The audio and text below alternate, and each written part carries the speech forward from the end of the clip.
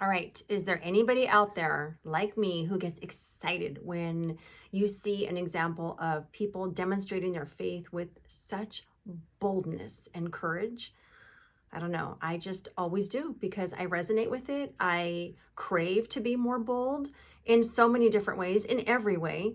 And I am in a lot of ways, but still, there are times when I have held back or stayed small, stayed quiet. And I'm like, oh, I just want that boldness. And so today I'm going to read from Daniel 3, which I've been in a few chapters lately. And this one just like fired me up. So I wanted to share it with you. I'll give you a little bit of background. The king at the time, King Nebuchadnezzar, he wants everybody in his province to worship his gods. And they come up with a decree that anytime an instrument sounds, everybody is supposed to stop and just worship and bow down to these gods. And so it's an order. And there's these astrologers who already don't like Daniel and Daniel's three friends, whose names are Shadrach, Meshach, and Abednego.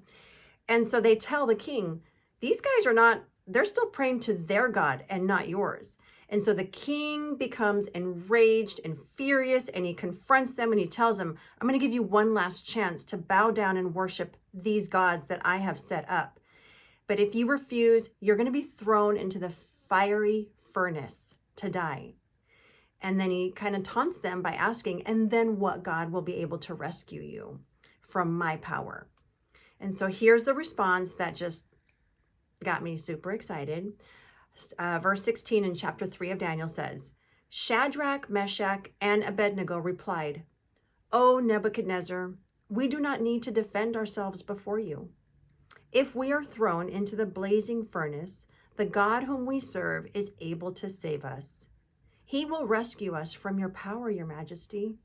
But even if he doesn't, we want to make it clear to you, your majesty, that we will never serve your gods or worship the gold statue you have set up.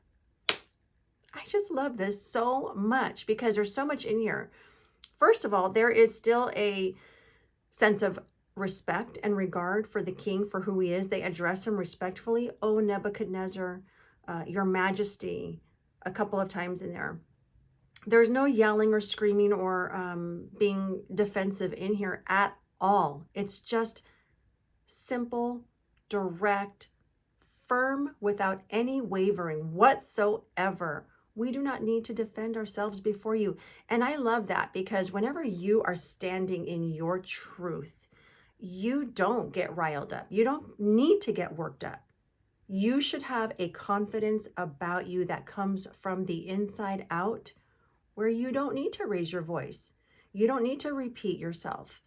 You don't need to do anything to convince. You just need to state plainly, right? We do not need to defend ourselves before you. And then if we are thrown into the blazing furnace, and this could be taken in so many different ways. We are going through life, which has so many different situations that come up unexpectedly and come up against us sometimes.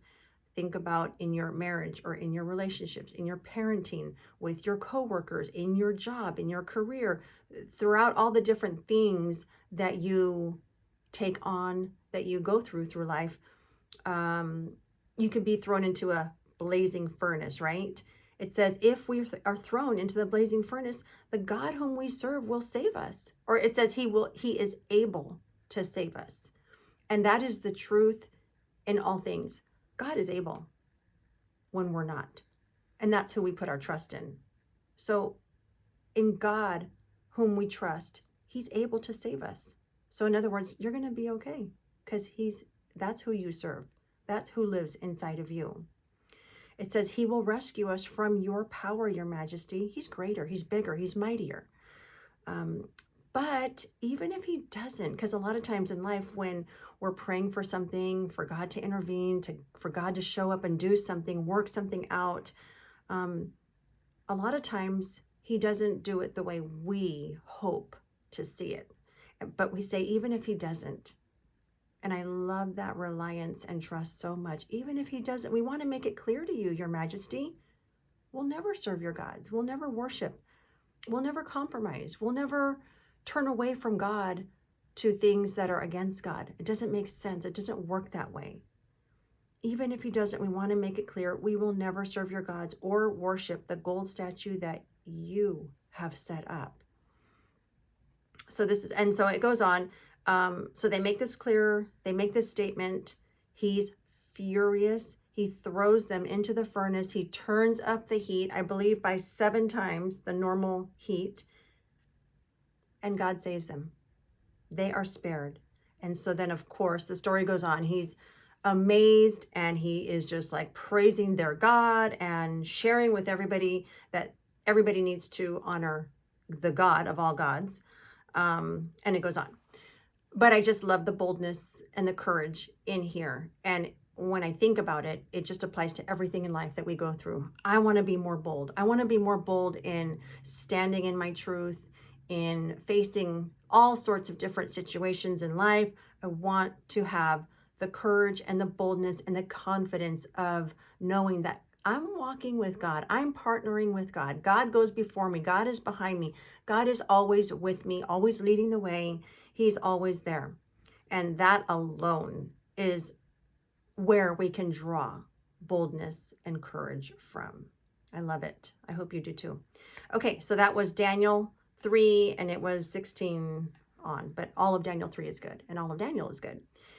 So that's it. All right, thank you so much for being here. If you enjoyed this video, go ahead and hit the like button.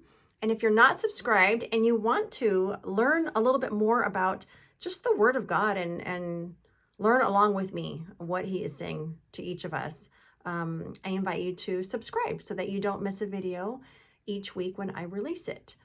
Okay, that's it. Thanks for being here, and I will see you again next time. Be blessed.